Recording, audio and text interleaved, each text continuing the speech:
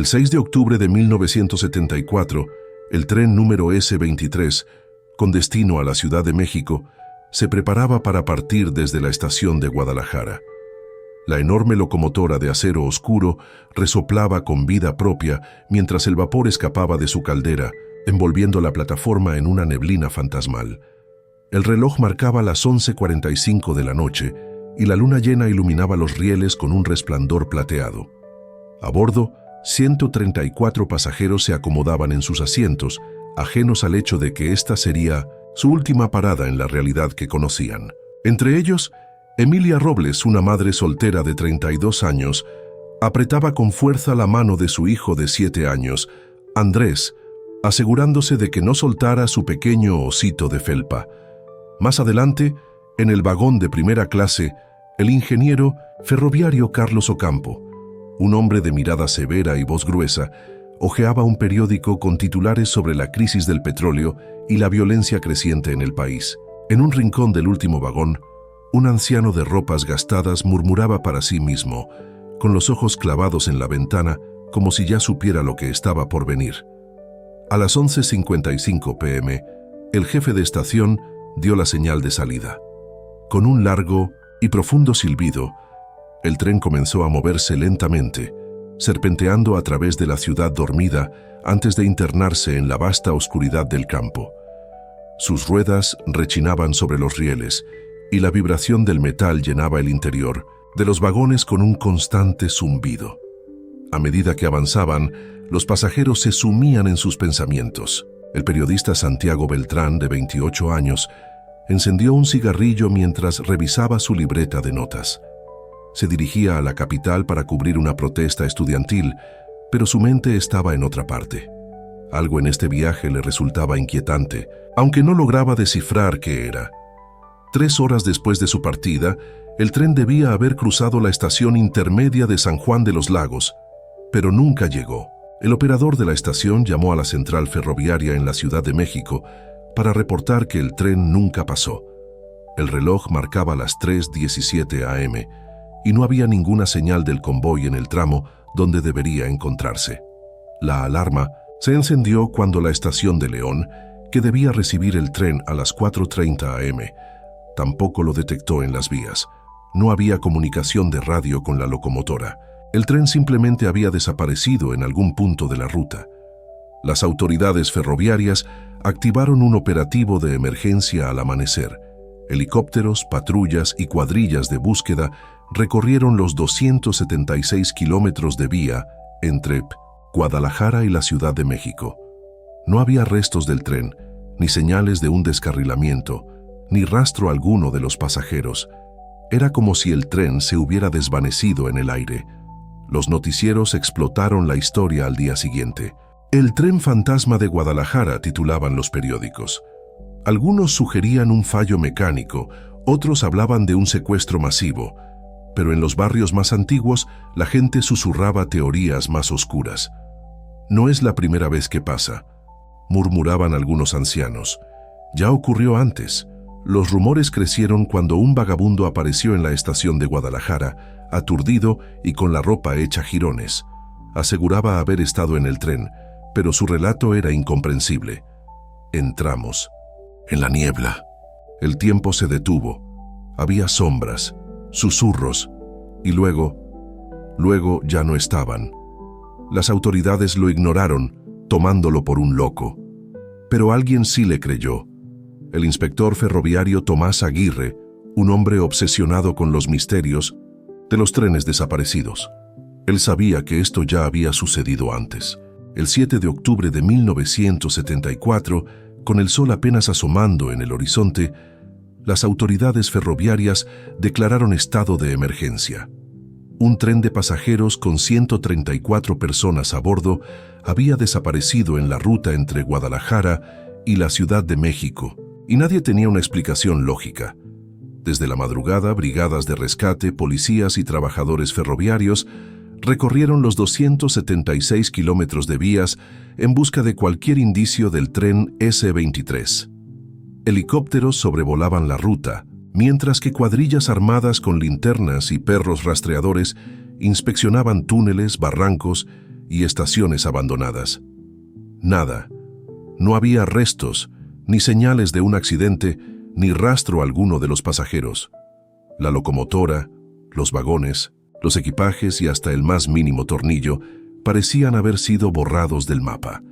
Las preguntas comenzaron a multiplicarse. ¿Cómo podía desaparecer un tren entero sin dejar huella? ¿Había sido robado, secuestrado, descarrilado en un punto ciego de la ruta? La respuesta más aterradora era la más evidente. El tren simplemente se desvaneció. En cuestión de horas, la noticia se filtró a los medios. Para el 8 de octubre, los periódicos de todo México llevaban el caso en sus portadas. Los noticieros y la radio explotaban con teorías que iban desde un sabotaje político hasta un fenómeno paranormal. Las familias de los desaparecidos exigían respuestas, organizando protestas frente a la Secretaría de Transportes. Los rumores se esparcieron con rapidez. Algunos afirmaban haber visto luces extrañas sobre las vías esa noche. Otros aseguraban que en la madrugada, en las cercanías de la ruta, se escucharon gritos y un silbato de tren que no debía estar allí. Pero los testimonios más inquietantes provenían de los pobladores cercanos. Algunos hablaban de sombras en las ventanillas, otros de un tren que pasó a toda velocidad sin hacer paradas, envuelto en una neblina densa. La confusión crecía a medida que los días avanzaban sin respuestas. El gobierno intentó controlar la narrativa, sugiriendo que el tren podría haber sido robado y llevado a algún lugar remoto. Sin embargo, la ausencia total de pistas volvía esa posibilidad prácticamente imposible. Ante la presión mediática y la falta de resultados, el Ministerio de Transportes decidió tomar una medida drástica: asignar el caso a Tomás Aguirre, un inspector ferroviario de 56 años, con más de 3 décadas en el servicio y una reputación impecable. Aguirre no era un hombre que creyera en lo sobrenatural. Para él todo misterio tenía una explicación lógica, y este caso no sería la excepción. Al recibir la notificación de su asignación, su primer instinto fue revisar los archivos de accidentes ferroviarios en la zona. Conocía cada tramo de las vías, cada túnel, cada estación abandonada. Pasó horas revisando informes, reportes y registros antiguos, buscando algún precedente que pudiera arrojar luz sobre la desaparición del tren. Fue entonces cuando encontró algo perturbador. Esta no era la primera vez que un tren desaparecía en esa misma ruta. En 1923, un tren con número de serie idéntico al S23 había desaparecido en circunstancias casi exactas. Aguirre sintió un escalofrío recorrer su espalda. Sí, la historia se estaba repitiendo. Significaba que la verdad no solo estaba enterrada en las vías, sino en el tiempo mismo. El 28 de octubre de 1974, 3 semanas después de la desaparición del tren S23, un grupo de trabajadores ferroviarios fue enviado a revisar un tramo de vía abandonado a las afueras de Celaya, Guanajuato. Las autoridades ferroviarias querían descartar la posibilidad de que el tren hubiera sido llevado hasta allí por alguna razón desconocida. El tramo en cuestión no se usaba desde hacía décadas. Los rieles estaban oxidados, cubiertos de maleza, y la estación más cercana, San José del Carmen, había sido cerrada en los años 30. Se suponía que nada podía encontrarse allí. Cuando los trabajadores llegaron al lugar, la bruma matutina cubría el paisaje, dando a la zona un aire irreal. Caminaban en fila, revisando el terreno con linternas y herramientas. A medida que avanzaban, notaron algo extraño. Las vías estaban limpias, como si alguien las hubiera usado recientemente. Siguieron el rastro durante varios metros hasta que, al dar vuelta en una curva rodeada de árboles, lo vieron. El tren estaba allí. Era idéntico al S23. Su enorme locomotora de acero negro descansaba sobre los rieles con una quietud inquietante. Sus vagones permanecían intactos, sin señales de daño ni de haber sufrido un accidente. Todo estaba en su lugar, como si nunca hubiera desaparecido. Los trabajadores se detuvieron en seco, sin atreverse a acercarse de inmediato. El silencio era absoluto. No había viento, no había insectos, no había nada, solo el tren y la bruma, envolviéndolo como un velo fantasmal. Uno de los trabajadores, armándose de valor, subió al primer vagón, abrió la puerta con un crujido y encendió su linterna. El interior estaba intacto pero vacío. Los asientos estaban en perfecto orden, algunos con periódicos doblados sobre ellos, otros con maletas abandonadas, como si sus dueños hubieran salido por un momento. En una mesa del vagón comedor, un plato de comida seguía servido, aunque la comida estaba completamente descompuesta, como si hubieran pasado décadas, no semanas. No había signos de lucha ni evidencia de que alguien hubiera intentado abandonar el tren. Los pasajeros simplemente no estaban. La revisión continuó hasta llegar a la cabina del conductor.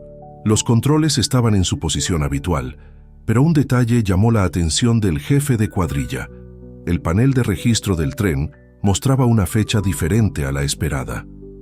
En lugar de 6 de octubre de 1974, el sistema marcaba 23 de septiembre de 1923. El descubrimiento desató el pánico entre los trabajadores. Algunos huyeron de inmediato, convencidos de que estaban frente a algo que escapaba a toda lógica.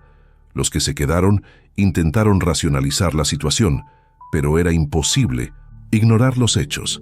El tren que desapareció en 1974 había regresado, pero con un origen que no pertenecía a su tiempo. Las autoridades ferroviarias fueron alertadas de inmediato. En cuestión de horas, el inspector Tomás Aguirre fue informado del hallazgo y partió hacia el lugar con un equipo de investigadores. Mientras viajaba hacia Celaya, repasaba los datos en su libreta con la mente en un solo pensamiento. El número de serie del tren era idéntico al del convoy desaparecido en 1923. El caso, que ya era inexplicable, acababa de volverse imposible.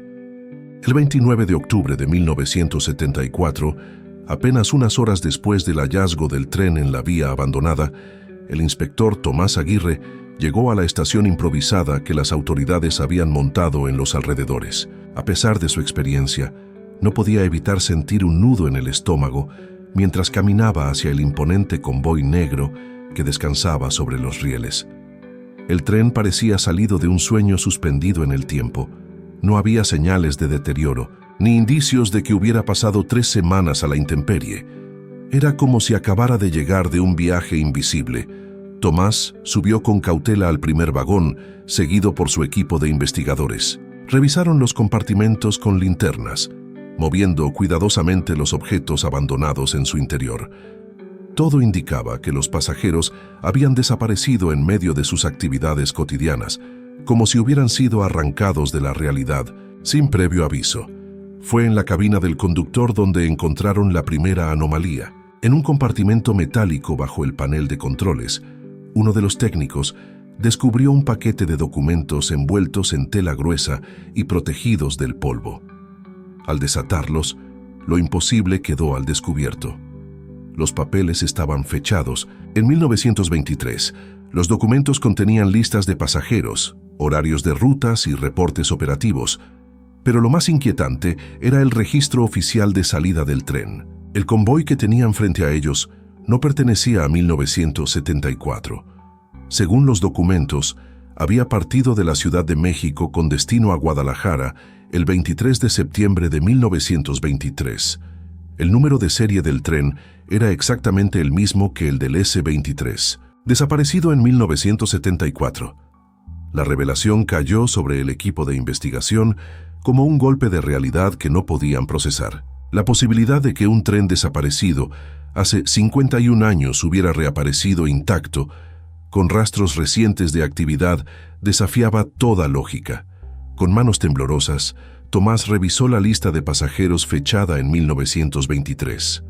Nombres desconocidos para él, pero cada uno con una historia que de alguna forma había quedado atrapada en el tiempo. Algunos de los boletos estaban aún en sus respectivos asientos, como si sus dueños fueran a regresar en cualquier momento. El siguiente hallazgo hizo que la tensión en el vagón aumentara. En una de las mesas del vagón comedor, entre platos antiguos y copas vacías, había un periódico amarillento con una fecha claramente visible, 23 de septiembre de 1923. Las noticias en su portada hablaban de temas de la época: cambios en el gobierno, avances en la red ferroviaria, anuncios de Minudecint, eventos en la Ciudad de México. Todo parecía en orden hasta que el inspector notó una pequeña nota en la sección de sucesos.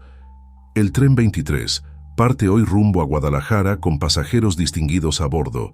Se espera una travesía tranquila sin retrasos. El peso del descubrimiento era insoportable. Tomás sabía que aquello no podía ser una coincidencia. De alguna manera, un tren desaparecido en 1923 había resurgido en 1974, mientras que el tren contemporáneo se había desvanecido sin rastro. El fenómeno desafiaba las leyes de la física y el tiempo. Era como si ambos trenes hubieran intercambiado su lugar en la historia. Mientras el equipo de investigación sellaba el tren y catalogaba los documentos, Aguirre solo podía pensar en una pregunta aterradora: si el tren de 1923 había regresado, entonces, ¿dónde estaba el de 1974? El hallazgo del tren y los documentos de 1923 sacudió a la comunidad ferroviaria y a las autoridades mexicanas. Mientras los medios especulaban sobre la desaparición del S-23, el inspector Tomás Aguirre se sumergió en los archivos históricos en busca de respuestas. Tras días de investigación, encontró un dato inquietante: hubo sobrevivientes, no del tren desaparecido en 1974, sino del convoy de 1923. El caso, archivado por la antigua Secretaría de Transportes, mencionaba que un solo pasajero apareció 4 días después de la desaparición del tren, desorientado y en estado de shock, a más de 300 kilómetros de distancia. Ese hombre todavía vivía. Su nombre era Emilio Castañeda, un anciano de 94 años, internado en un asilo en las afueras de Querétaro. El 3 de noviembre de 1974, Tomás viajó al asilo junto con un asistente. Al llegar se encontraron con un edificio austero, de paredes grises y pasillos silenciosos.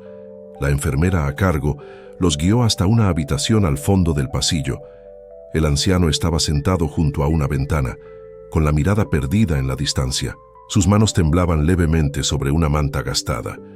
Había algo en sus ojos que inquietó a Tomás. No era solo la fragilidad de la vejez, sino una sombra profunda, como si su mente estuviera atrapada en un lugar que nadie más podía ver. Cuando escuchó la palabra tren, Emilio parpadeó varias veces y apretó los labios. Pasaron minutos antes de que hablara. El tren entró en la niebla y el tiempo dejó de existir. Castañeda describió la noche de la desaparición con una claridad escalofriante. El tren viajaba con normalidad cuando, al atravesar un tramo boscoso cerca de Celaya, una niebla espesa cubrió las vías. Era tan densa que ni las lámparas del tren podían penetrarla. Fue entonces cuando todo cambió. El ruido del motor se desvaneció. El traqueteo de las ruedas sobre los rieles cesó de golpe. Un silencio absoluto envolvió el tren, como si estuviera flotando en el vacío. Los pasajeros comenzaron a susurrar entre ellos, confundidos. Algunos miraban por las ventanas, pero lo único que veían era oscuridad. La niebla parecía infinita. El tiempo dejó de existir. Emilio recordó haber sentido un frío antinatural recorrer los vagones. A pesar de que el tren se veía intacto, había algo que no estaba bien. No estaban solos. Al principio fueron solo sombras fugaces en los pasillos, siluetas que parecían moverse entre los pasajeros sin hacer ruido. Luego vinieron los susurros, palabras ininteligibles, voces que no pertenecían a nadie en el tren. Uno a uno, los pasajeros empezaron a desaparecer. Algunos simplemente se desvanecían en sus asientos, otros se levantaban con la mirada vacía y salían del vagón para nunca regresar. Emilio no supo cuánto tiempo pasó antes de que la oscuridad lo reclamara también. Lo siguiente que recordó fue despertar en un campo desconocido, con la ropa sucia y los pies descalzos. La niebla se había disipado y el tren ya no estaba. Había intentado regresar a su hogar, pero cuando llegó, el mundo había cambiado. Habían pasado 4 días desde la desaparición del tren, pero para él fueron solo unos minutos. Cuando Trató de contar su historia. Nadie le creyó. Lo tomaron por loco y con el tiempo, incluso él mismo comenzó a dudar de lo que había vivido hasta ahora. Cuando terminó su relato, Emilio levantó la vista hacia Tomás con una expresión sombría. «Ellos están esperando», murmuró con voz temblorosa. «Siempre han estado esperando». El inspector Aguirre sintió un escalofrío recorrer su espalda. El tren de 1923 había regresado, pero el de 1974 seguía perdido. Y si las palabras del anciano eran ciertas, algo estaba acechando en la oscuridad de la niebla. El testimonio del anciano Emilio Castañeda dejó a Tomás Aguirre con una certeza aterradora. El tren S-23 no había desaparecido por un simple accidente ferroviario. Había entrado en la niebla, igual que el tren de 1923, y con él todos sus pasajeros. Si quería respuestas, debía regresar al punto exacto donde el tren había sido visto por última vez. El 5 de noviembre de 1974, Aguirre y su equipo de investigación viajaron a un tramo de vías a 30 kilómetros al sur de Celaya, donde el tren había desaparecido. Era una zona aislada, rodeada de campos secos y árboles torcidos por el viento. No había nada fuera de lo común, a simple vista. Sin embargo, al entrevistar a lugareños que vivían cerca de las vías, una historia inquietante comenzó a emerger. Un campesino de edad avanzada, don Eusebio, relató lo que vio la noche del 6 de octubre. «Yo estaba en el campo con mis vacas cuando vi el tren pasar. No tenía nada raro al principio, pero luego, de repente, apareció la niebla. Espesa como leche, cubrió todo en segundos. Ni la luz del tren se veía. El viejo se persignó antes de continuar. El tren entró en esa cosa y ya no salió. Me quedé esperando. Pensé que se había detenido por algo, pero no, simplemente desapareció». Otro testigo, un joven pastor de la zona, confirmó haber visto lo mismo desde una colina cercana. «Fue como si la niebla se tragara el tren. No escuché frenos, no escuché explosión, nada. Solo silencio, un vacío total». El relato coincidía con el de 1923. De vuelta en los archivos ferroviarios, Tomás descubrió un informe de 1923 donde se mencionaba un fenómeno similar. Un maquinista anónimo había descrito una niebla antinatural en la misma zona días antes de la desaparición del tren. El documento decía: «El 19 de septiembre de 1923, al cruzar la sección entre Celaya y Salamanca, noté una niebla densa formándose sobre las vías. Se movía de manera extraña, como si tuviera vida propia. No era niebla normal, no olía a humedad, ni se disipaba con el viento. Los pasajeros estaban inquietos. Algunos dijeron haber visto sombras dentro de la bruma, otros escucharon voces, pero no había nadie más en el tren. 5 días después, el tren desapareció sin dejar rastro.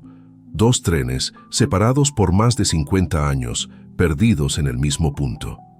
Cubiertos por la misma niebla maldita, Tomás cerró los archivos con una sensación de vértigo. Esto no era coincidencia, había un patrón.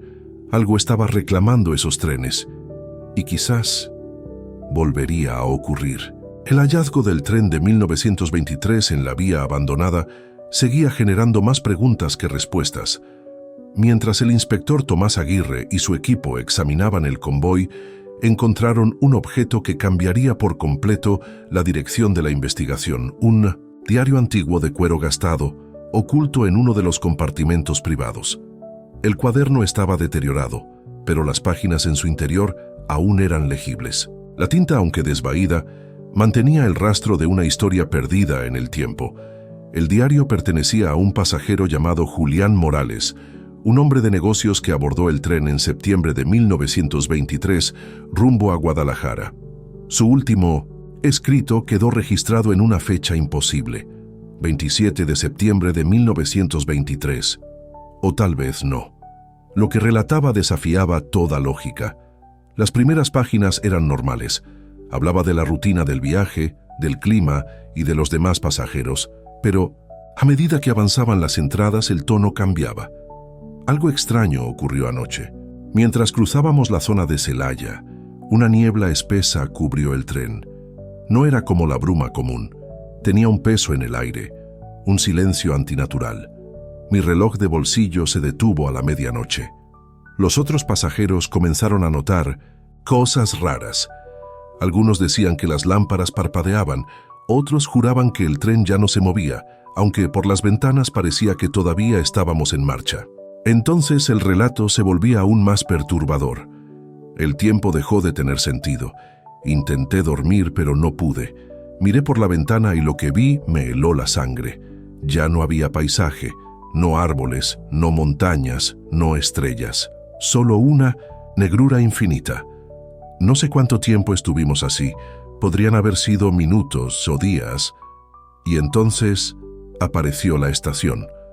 Julián describe cómo, tras horas de incertidumbre, el tren se detuvo en un lugar imposible. No estaba en ningún mapa. Era una estación gigantesca, de arquitectura antigua, como si hubiera sido construida en otro siglo. Los rieles se extendían en múltiples direcciones, como un laberinto sin fin. Había gente en los andenes, pero no parecían normales. Eran figuras altas y delgadas, envueltas en ropas oscuras. Sus rostros eran difíciles de ver, como si la sombra los cubriera. Nadie hablaba. Solo se escuchaba el eco de pasos y el lejano silbido de trenes que llegaban desde la oscuridad. Algunos pasajeros bajaron, no sé por qué. Tal vez fueron llamados. Yo me quedé en mi asiento temblando. Entonces, una de esas figuras subió al vagón. No caminaba, deslizaba los pies sobre el suelo. Se detuvo frente a mí y habló sin mover la boca. «Este no es tu destino, aún no». Y luego todo se desvaneció. El último escrito del diario era caótico, la letra desordenada, como si hubiera sido escrita con desesperación. Desperté en el tren, pero algo era distinto. Miré a mi alrededor y algunos asientos estaban vacíos. Los pasajeros que habían bajado no volvieron. El paisaje había regresado. Estábamos de nuevo en el mundo real, pero algo me dice que ya no estamos en 1923. No sé qué día es. No sé si alguien me creerá. Solo sé que no debimos entrar en esa niebla. El diario terminaba ahí. Tomás sintió un escalofrío recorrer su cuerpo. Julián Morales había sobrevivido, pero nunca se supo de él en ningún otro registro histórico. Si su relato era cierto, entonces el tren no solo desapareció. Había cruzado a otro lugar, una estación entre mundos, donde algunas almas descendieron y nunca regresaron. Y ahora, en 1974, el tren moderno había seguido el mismo destino. La pregunta era, ¿podría volver? El hallazgo del diario de Julián Morales había abierto una puerta inquietante en la investigación. El relato de un pasajero que aseguraba haber cruzado a otro lugar, una estación fuera del tiempo, y la inexplicable desaparición y reaparición del tren con décadas de diferencia apuntaban a un fenómeno que escapaba a toda lógica. Con cada nuevo descubrimiento, Tomás Aguirre sentía que se alejaba más de una explicación racional. Lo ocurrido con el tren no era un simple error humano, ni un accidente. Era algo que trascendía las reglas normales del mundo. Sin embargo, las piezas de la historia parecían encajar demasiado bien como para ignorarlas. La única manera de abordar el misterio era buscar respuestas fuera del ámbito ferroviario. La naturaleza del suceso exigía consultar a alguien con conocimientos en fenómenos más allá de lo convencional. Así fue como su camino lo llevó hasta Héctor Valenzuela, un físico teórico con reputación de desafiar los límites del conocimiento tradicional. Valenzuela había dedicado años al estudio de anomalías espaciales y temporales. Sus investigaciones, aunque consideradas excéntricas por algunos de sus colegas, sugerían la posibilidad de que el tiempo y el espacio pudieran comportarse de formas inesperadas en determinadas circunstancias. Tomás le presentó toda la información reunida hasta ese momento: informes, testimonios y sobre todo el diario del pasajero de 1923. La reacción del físico no fue de incredulidad ni escepticismo. No desestimó los relatos como superstición ni intentó encajarlos en una explicación convencional. Tras revisar el material con meticulosa atención, planteó una hipótesis que estremeció a Tomás hasta los huesos. Lo que ocurrió con el tren podía explicarse a través de un fenómeno teórico conocido como fracturas temporales. Estas anomalías eran regiones en el espacio-tiempo donde la realidad se comportaba de manera diferente, generando distorsiones o burbujas temporales en las que los eventos podían desplazarse fuera de la línea cronológica normal. Según esta teoría, ciertos lugares podían actuar como remolinos en el flujo del tiempo, atrapando objetos y personas en un estado de existencia suspendida.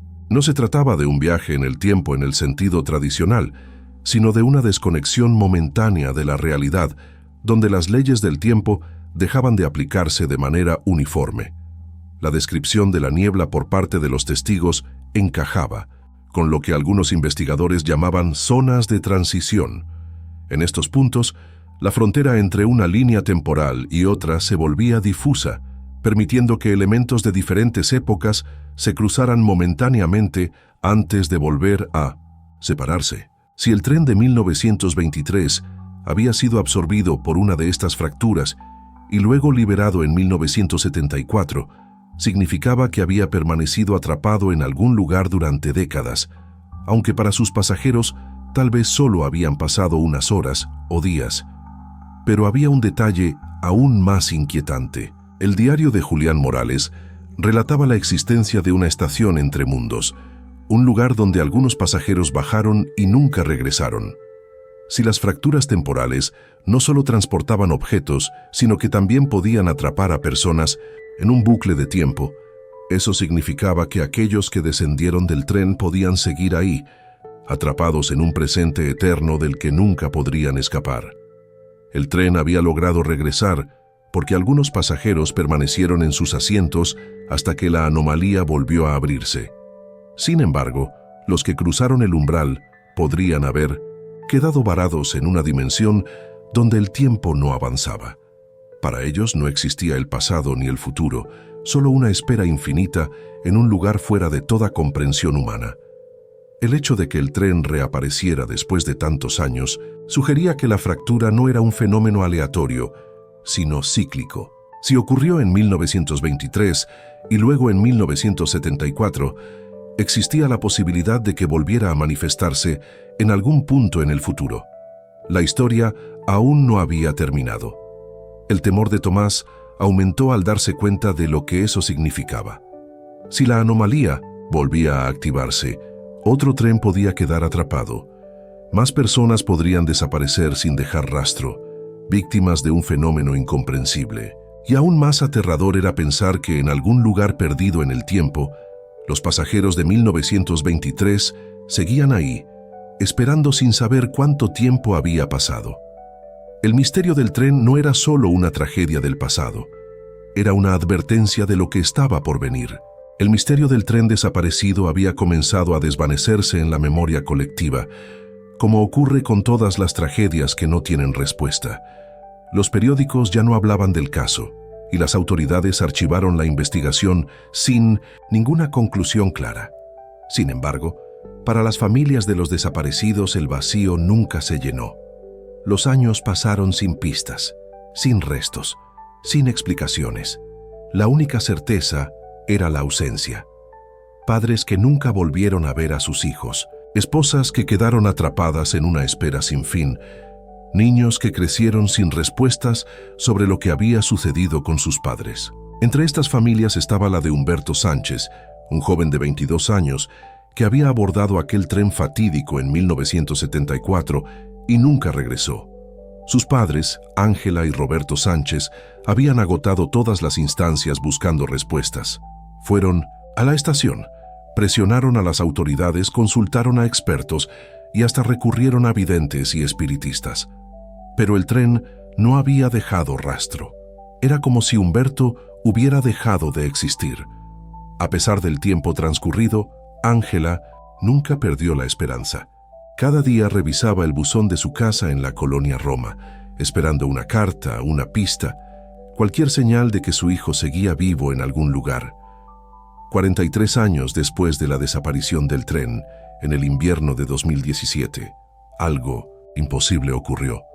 Aquella mañana de diciembre fue como cualquier otra. Ángela, ya en sus 70s, se levantó temprano para regar las plantas del patio. El sonido del cartero interrumpió su rutina cuando dejó un puñado de sobres en su puerta. Cuentas por pagar, publicidad, documentos sin importancia. Pero al final del montón había un sobre amarillento, viejo y deteriorado, con el sello de correos borroso por el tiempo. Lo primero que notó fue que su dirección estaba escrita a mano, con una caligrafía que le resultaba dolorosamente familiar. Cuando sus dedos temblorosos abrieron el sobre, sintió un vacío en el pecho. Dentro había una carta escrita con tinta negra. Las palabras eran claras, desesperadas, llenas de angustia. Era la letra de Humberto. La fecha en la parte superior de la carta decía 16 de agosto de 1923. El contenido de la carta era escalofriante. Humberto hablaba de haber abordado el tren en 1974, pero algo inexplicable había sucedido. Describía una espesa niebla envolviendo los vagones, un mareo repentino y luego el mundo había cambiado. Decía que el tren nunca llegó a su destino. En su lugar, apareció en una estación que no reconocía, con un reloj detenido y paredes cubiertas de anuncios antiguos. Los pasajeros estaban atrapados. Algunos intentaron salir, pero al cruzar la puerta, desaparecieron en el aire, como si el mundo más allá de la estación no existiera. Humberto aseguraba que habían pasado días, o al menos eso creía, y que algo en la estación no tenía sentido. No sentía hambre ni sueño, y el tiempo parecía inmóvil. Algunas personas hablaban de haber estado allí durante meses o años, pero nadie envejecía. Lo peor, decía, eran los susurros. A medida que la noche llegaba, aunque no estaba seguro de si era realmente de noche, sombras se movían entre los vagones y los pasillos de la estación, seres sin rostro que los observaban en silencio. Algunos pasajeros que intentaron hablar con ellos desaparecieron sin dejar rastro. Humberto escribió la carta en un intento desesperado de comunicarse con el exterior. Un anciano que aseguraba haber estado atrapado desde 1923 le dijo que, a veces, la correspondencia podía cruzar la fractura temporal si se enviaba en el momento correcto. El último párrafo de la carta hizo que Ángela sintiera que el mundo a su alrededor se detenía. «Mamá, si algún día recibes esto, significa que aún hay una conexión entre nuestro tiempo y el tuyo. No sé cuánto tiempo ha pasado para ti, pero si aún existo en tu mundo, por favor, no dejes que nos olviden. Ayúdame a salir de aquí». La carta terminaba con una despedida y la firma de Humberto. La tinta parecía recién escrita. El sobre tenía un sello postal de 1923 y una estampilla de la época. Ángela llevó la carta a varios expertos, incluyendo historiadores y analistas, de documentos. Todos coincidieron en algo aterrador. El papel, la tinta y el matasellos eran auténticos. No podía ser una falsificación. La noticia llegó a oídos de Tomás Aguirre, quien llevaba años obsesionado con el caso del tren. Cuando tuvo la carta en sus manos, supo que era la prueba que había estado esperando. La conexión entre 1923 y 1974 no solo era real, seguía abierta. Alguien había intentado comunicarse desde la fractura temporal. Y si eso era posible, entonces los pasajeros aún estaban ahí, atrapados en algún otro tiempo, esperando una salida. La carta de Humberto había sacudido a Tomás Aguirre de una manera que pocas cosas en su vida lo habían hecho. Había pasado años investigando la desaparición y reaparición del tren, tratando de entender lo imposible, pero ahora tenía en sus manos una prueba tangible, un mensaje de un pasajero que, de alguna manera, había escrito desde otro tiempo. Si los pasajeros aún estaban atrapados en algún punto entre 1923 y 1974, había una posibilidad, por mínima que fuera, de traerlos de vuelta. Pero ¿dónde estaban exactamente? La clave podía estar en la única pista que Humberto mencionaba en la carta, la estación donde el tren se había detenido, una estación que en el presente no existía. Tomás volvió a revisar los archivos ferroviarios. Pasó noches enteras revisando registros polvorientos, planos antiguos y reportes de estaciones desaparecidas. Finalmente, en un documento de 1922, encontró algo que lo hizo contener la respiración. Había una estación clausurada en el mismo tramo donde los trenes desaparecieron. Su nombre era San Albino. El documento indicaba que la estación operó hasta 1923, cuando fue cerrada de manera abrupta. No había explicaciones, solo una nota escueta mencionando que las instalaciones fueron desmanteladas y el sitio quedó fuera de los mapas oficiales. ¿Por qué borrar por completo la existencia de una estación? Tomás buscó mapas modernos. No encontró ningún rastro de San Albino. Era como si nunca hubiera existido. El único modo de saber la verdad era ir hasta el lugar. Con el mapa ferroviario de 1922 en mano, Tomás trazó una ruta hasta donde se suponía que estaba San Albino. No había carreteras directas. El sitio quedaba en medio de una zona boscosa, lejos de cualquier pueblo. Alquiló un vehículo y condujo durante horas por caminos secundarios, adentrándose en un territorio cada vez más solitario. Los últimos kilómetros tuvo que recorrerlos a pie, con la maleza y el silencio absoluto del bosque cerrándose a su alrededor. Cuando llegó al punto exacto señalado en el mapa, su corazón se aceleró. No había nada, ni rieles, ni ruinas, ni estructuras antiguas, solo árboles y tierra, seca, como si jamás hubiera existido una estación en aquel lugar. Pero algo no estaba bien. El aire tenía un peso extraño, como si el ambiente estuviera cargado de electricidad. A medida que avanzaba, sentía una sensación indescriptible, una mezcla de déjà vu y vértigo, como si sus pasos resonaran en un espacio donde el tiempo no funcionaba de manera normal. Y entonces lo vio. Bajo un manto de hojas y tierra, algo sobresalía en el suelo. Tomás se agachó y empezó a limpiar con las manos. Lo que desenterró lo dejó helado. Era un letrero de metal oxidado con letras grabadas en relieve. San Albino, 1894. La estación había estado allí, pero la habían borrado. Tomás siguió, explorando, y encontró restos de madera y metal dispersos, como si alguien hubiera demolido el lugar y enterrado los restos a propósito. No era una simple clausura. Alguien quiso que San Albino desapareciera de la historia. El silencio en el lugar se volvió opresivo. El viento soplaba a través de los árboles, pero el sonido no se sentía normal. Era como si algo o alguien lo estuviera observando.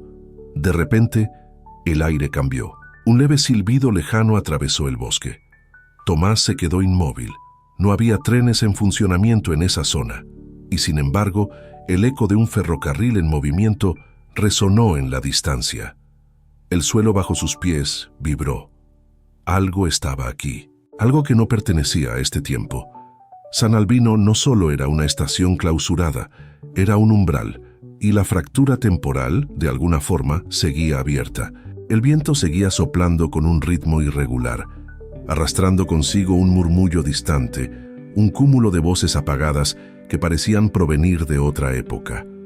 Tomás Aguirre, de pie en las ruinas de San Albino, intentaba procesar lo que tenía frente a él. El viejo letrero de metal que había desenterrado confirmaba que la estación existió alguna vez, pero en los mapas modernos no quedaba rastro de ella. El aire a su alrededor vibraba con una energía extraña. Cada sonido, cada soplo de viento, parecía parte de un eco atrapado en el tiempo. Entonces, el silbato de un tren retumbó en la distancia. El chirrido metálico de ruedas avanzando por rieles invisibles se mezcló con la brisa del bosque. El suelo bajo sus pies tembló levemente, como si algo pesado se moviera a lo lejos, aunque la maleza ocultaba cualquier vestigio de vías férreas. Cerró los ojos por un instante, concentrándose en aquellos sonidos que no debían estar allí. La sensación de vértigo y extrañeza creció en su pecho, como si el propio tiempo se estuviera torciendo a su alrededor. Al abrir los ojos nuevamente, el paisaje había cambiado. El bosque y la vegetación que cubrían los restos de la estación se habían desvanecido. San Albino estaba de pie una vez más. La estructura de madera, el techo cubierto de tejas oscuras y los carteles viejos pegados en las paredes lucían impecables. Las luces de gas iluminaban los andenes y un reloj marcaba las 3:17 p.m. Pero lo más inquietante eran las personas. Hombres y mujeres con atuendos de los años 20 caminaban por la estación. Algunos llevaban maletas, otros leían periódicos o conversaban en voz baja. Se movían con naturalidad, sin notar que alguien ajeno a su tiempo los observaba. Tomás intentó acercarse, pero en cuanto dio un paso, una sensación de desintegración recorrió el ambiente. El suelo tembló bajo sus pies, y los sonidos de la estación comenzaron a distorsionarse. Las personas se volvían borrosas. Sus figuras parpadeaban, desvaneciéndose en el aire como si fueran imágenes de una película antigua que se estaba desgastando. Sus voces eran apenas susurros entrecortados. Algo estaba a punto de desmoronarse. Entre las figuras traslúcidas, una presencia se mantenía firme. Un anciano, vestido con una chaqueta gris raída y un sombrero viejo, observaba a Tomás con una expresión serena pero profunda. Sus ojos reflejaban conocimiento, como si entendiera exactamente lo que estaba ocurriendo. A diferencia de los demás, él no parpadeaba ni se desvanecía. Permanecía allí, inmóvil, con una mirada que mezclaba advertencia y reconocimiento.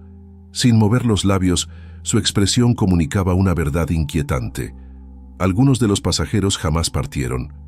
El anciano no señalaba a los muertos, sino a aquellos que seguían atrapados en un tiempo que no les pertenecía. No estaban en ninguna morgue, ni en ningún registro de desapariciones. No habían muerto, pero tampoco existían en el presente. La sensación de inestabilidad aumentó. Las imágenes de la estación comenzaron a colapsar. Los muros se disolvieron en partículas de luz. El andén se fracturó en sombras y las figuras humanas se desvanecieron como humo arrastrado por el viento. En un instante, todo volvió a la normalidad. El bosque reapareció a su alrededor, silencioso y frío. La maleza cubría nuevamente el suelo. Los árboles ocultaban el cielo y las ruinas de San Albino eran solo escombros olvidados por el tiempo. Pero algo había cambiado. El anciano ya no estaba. El silbato del tren se había esfumado. Sin embargo, la certeza era innegable. San Albino no era solo una estación abandonada, era un umbral. Los pasajeros del tren de 1923 y de 1974 no habían desaparecido sin dejar rastro. Seguían atrapados en algún lugar entre el pasado y el presente, esperando ser encontrados. La luz del atardecer se filtraba a través de los ventanales rotos del vagón abandonado, proyectando sombras alargadas sobre los asientos cubiertos de polvo. El aire dentro del tren se sentía denso, cargado de un silencio espeso, como si el tiempo se hubiera detenido en aquel espacio. Tomás Aguirre avanzó lentamente por el pasillo estrecho, con la linterna temblando en su mano. Había algo inquietante en la quietud de aquel vagón. La sensación de que no estaba solo lo perseguía en cada paso, aunque sabía que no había nadie allí, o al menos nadie que perteneciera a su mundo. Las paredes de madera oscura estaban cubiertas por una fina capa de moho, y los detalles ornamentales del vagón sugerían una época muy distinta a la suya. Ese tren no pertenecía a 1974. Cada rincón hablaba de un tiempo lejano, de una historia enterrada bajo décadas de olvido. El suelo crujió bajo su peso cuando llegó al final del pasillo. Allí, sobre uno de los asientos polvorientos, algo llamó su atención. Una fotografía. El papel amarillento estaba desgastado en los bordes, como si hubiera sobrevivido al paso de los años en completo abandono. Tomás la tomó con cuidado, soplando suavemente el polvo que la cubría. Cuando sus ojos se posaron en la imagen, el aire en sus pulmones se congeló. Era él. En la fotografía aparecía de pie en el andén de una estación, con el mismo traje que llevaba puesto en ese preciso instante. Su postura era rígida, su expresión impasible, como si estuviera esperando abordar un tren. Pero lo más perturbador no era su presencia en una foto antigua, sino el año inscrito en la parte inferior de la imagen. Tomás sintió que su estómago se contraía. Esa fotografía no podía existir. El tren tembló levemente. Un crujido recorrió la estructura metálica. El polvo se levantó de los asientos y flotó en el aire como una neblina espectral. La temperatura pareció descender varios grados y un escalofrío recorrió su espalda. Intentó encontrar una explicación lógica, pero su mente no podía asimilar lo que veía. Nunca había estado en 1923. No podía haber estado. Sin embargo, allí estaba la prueba, burlándose de su cordura. Tomás sintió cómo su respiración se volvía errática. Su pulso golpeaba con fuerza en sus sienes y una sensación de vértigo lo obligó a apoyarse contra la pared del vagón. Todo su cuerpo parecía rechazar la verdad que tenía en sus manos, pero al mismo tiempo, algo dentro de él susurraba que siempre lo había sabido. El tren crujió de nuevo. El eco de un paso resonó en el pasillo detrás de él. Giró la cabeza bruscamente, pero no había nadie. Solo el aire denso y el peso de una presencia invisible que lo observaba desde las sombras. Miró de nuevo la fotografía. No solo aparecía él. A su lado había más personas, rostros que no reconocía, pero que parecían mirarlo directamente, desde la imagen. Eran los pasajeros del tren desaparecido, los mismos que, según todos los registros, nunca regresaron. El latido en su pecho se volvió un tambor frenético. ¿Acaso él era uno de ellos? ¿Acaso siempre lo había sido? La fotografía se resbaló de sus dedos y cayó al suelo, pero Tomás ya no podía moverse. Algo en su mente se había quebrado. El tren no lo había encontrado por casualidad.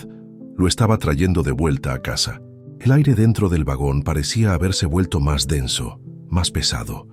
Cada respiro de Tomás se sentía forzado, como si algo invisible presionara contra su pecho, robándole el aliento. Aún con la fotografía a sus pies, su mente giraba en un torbellino de confusión y vértigo. El pensamiento cruzó su mente sin previo aviso, con una certeza tan absoluta que lo hizo tambalearse. Pero eso no tenía sentido. Él nunca había puesto un pie en este tren antes de hoy. Nunca había caminado por estos pasillos ni visto estos vagones cubiertos de polvo. Y sin embargo, cada detalle, cada curva en la madera del techo, cada asiento gastado por el tiempo, le resultaban extrañamente familiares. Era una sensación que no podía explicar con lógica. No eran simples déjà vu, eran recuerdos de un tiempo que no le pertenecía. Una imagen se formó en su mente sin que él lo deseara, un tren en movimiento, vagones iluminados por lámparas de gas, el murmullo de pasajeros conversando en voz baja, sus propias manos sosteniendo un boleto marcado con la fecha de 1923. Su corazón se detuvo por un instante. No podía ser real, no podía ser suyo, pero lo era. Los recuerdos llegaban en fragmentos, como piezas de un rompecabezas incompleto. Él ya había subido a este tren antes. Alguna vez había caminado por estos mismos pasillos, había mirado por estas mismas ventanas hacia un paisaje que ahora existía solo en el pasado. Y entonces, el terror lo golpeó. Si esos recuerdos eran reales, si realmente había estado allí en 1923, ¿por qué no lo recordaba hasta ahora? El tren crujió de nuevo, pero esta vez no era un simple gemido de la estructura antigua. Era algo más profundo, más orgánico, como si el tren respirara. La luz que se filtraba por las ventanas comenzó a cambiar. El tenue resplandor anaranjado del atardecer se desvaneció, dando paso a una oscuridad más espesa de lo normal. Un parpadeo de luces en su mente lo llevó a otro recuerdo. Un túnel, una niebla espesa envolviendo el vagón, los pasajeros congelados en sus asientos con la mirada vacía. Pero eso era imposible. El tren llevaba décadas abandonado en una vía muerta, y sin embargo, Tomás sintió la vibración del suelo bajo sus pies. Todo en su interior le gritaba que corriera, que saliera de allí antes de que fuera demasiado tarde. Pero sus piernas se sentían pesadas, como si una fuerza invisible lo mantuviera anclado al suelo. Era parte de esto. Siempre lo había sido. El tren no era solo un misterio que investigaba. Él era parte del misterio. Los registros nunca mencionaron su nombre entre los pasajeros de 1923 o de 1974. Pero eso no significaba que no hubiera estado allí. solo significaba que su existencia estaba fuera del tiempo. ¿Acaso él también era parte de la anomalía? Un silbato resonó en la distancia. El eco de un tren avanzando en la oscuridad. Algo lo llamaba, algo lo estaba esperando. El aire vibraba con una tensión indescriptible. El suelo bajo sus pies temblaba suavemente, como si la tierra misma anticipara lo inevitable. Tomás se encontraba de pie junto a la vía, con el corazón golpeando su pecho como un martillo. Sus pensamientos eran un caos de preguntas sin respuesta, pero una certeza lo dominaba por completo. Había llegado el momento de decidir. Frente a él, en la distancia, un resplandor titilante rompía la densidad de la niebla. Un destello pálido, parpadeante, como el último aliento de un fósforo consumiéndose. La luz se acercaba, la vibración en el suelo se intensificó. Luego un sonido largo, profundo, un silbato de tren perforando la neblina. Y entonces lo vio, emergiendo. De la nada el tren apareció entre la niebla con una presencia irreal. Su silueta era oscura, casi etérea, como si su estructura no perteneciera completamente a este mundo. A medida que avanzaba lentamente, la luz de sus faros delanteros se difuminaba en la bruma, proyectando sombras espectrales en los árboles cercanos. Era imposible. El tren no tenía por qué estar ahí, y sin embargo estaba. El sonido de los frenos chirriando contra los rieles llenó el aire. Las ruedas de acero crujieron mientras el tren reducía su velocidad, deteniéndose justo frente a él. La locomotora exhaló un aliento de vapor espeso que se mezcló con la niebla, envolviéndolo todo en un velo blanquecino. Tomás sintió un escalofrío recorrerle la espalda. Sus piernas temblaban, pero no por miedo. Era algo más profundo, algo que su mente se resistía a nombrar. Había estado aquí antes. El tren había venido por él. El umbral y las puertas del vagón más cercano se abrieron con un chasquido metálico. Desde el interior, una penumbra cálida se extendía como una invitación muda. El silencio era absoluto. No había guardias de tren, no había pasajeros a la vista, solo el umbral oscuro esperando por él, un paso. Eso era todo lo que necesitaba. Si cruzaba esa puerta, tal vez encontraría las respuestas que llevaba tanto tiempo buscando. Tal vez entendería por qué aquel tren desafiaba la lógica del tiempo. Pero también estaba la otra opción. Podía alejarse, dejar todo atrás, regresar a su vida, a la seguridad de lo conocido. Fingir que nada de esto había ocurrido, que todo había sido una anomalía sin explicación. ¿Pero acaso tenía una vida a la que regresar? Las memorias de otro tiempo aún latían dentro de su cabeza. La imagen de su propio rostro en aquella fotografía de 1923 lo perseguía como una sombra. No había vuelta atrás. Respiró hondo, elevó un pie y lo apoyó en el primer escalón del vagón, y subió. La niebla lo envolvió por completo. El viento soplaba con una frialdad inusual aquella mañana. La maleza crecía alta y espesa alrededor de las vías oxidadas, ocultando parte del riel, como si la naturaleza intentara borrar toda huella de lo que había ocurrido. Pero el tren seguía allí inmóvil, silencioso. Desde la distancia, la locomotora parecía un vestigio de otra era, un cadáver de acero abandonado en una vía muerta.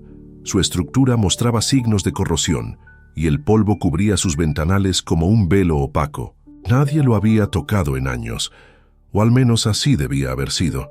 El inspector Diego Mendieta descendió del vehículo oficial y ajustó su abrigo. El aire olía a óxido y humedad, mezclado con algo más, una sensación indescriptible de vacío. Caminó con cautela por la grava suelta hasta alcanzar la mole de hierro. Sus botas crujieron sobre la madera envejecida de la plataforma cuando se acercó a la entrada de un vagón. Las puertas estaban abiertas. El informe que había recibido era confuso. Demasiadas preguntas sin respuesta. Se trataba de la desaparición de un hombre. Tomás Aguirre, inspector ferroviario. Había sido visto por última vez siguiendo la pista de este tren. Y ahora nadie sabía dónde estaba. Diego subió los escalones y entró al vagón. El aire dentro estaba cargado con el olor del tiempo detenido. Un olor imposible de describir, como si el espacio mismo hubiera estado esperando, conteniendo un aliento que nunca exhalaba. El polvo cubría los asientos en una capa uniforme, sin huellas, sin marcas recientes, como si nadie hubiera caminado por allí en décadas. Pero eso era imposible. Tomás había estado aquí. Avanzó lentamente, observando cada rincón, cada detalle que pudiera brindarle una pista. Entonces lo vio. Sobre un asiento, a medio abrir y cubierto de polvo, había una libreta. La tomó con cuidado, sacudiéndola levemente. Era una libreta de cuero gastado, con marcas de uso en los bordes. Pertenecía a Tomás. Diego pasó las páginas, revisando apresuradamente los apuntes. Notas sobre la investigación, fechas, nombres de testigos. Todo parecía normal, hasta que llegó a la última página, y ahí, en una caligrafía temblorosa, encontró una única frase. El tren siempre regresa, pero sus pasajeros nunca son los mismos. Un escalofrío le recorrió la espalda. Salió del vagón con la libreta en la mano y miró el tren en su totalidad. Algo en su interior le decía que no debía quedarse allí por mucho tiempo. Tomás Aguirre no había desaparecido, el tren se lo había llevado, y si la frase en la libreta era cierta, algún día el tren volvería a partir.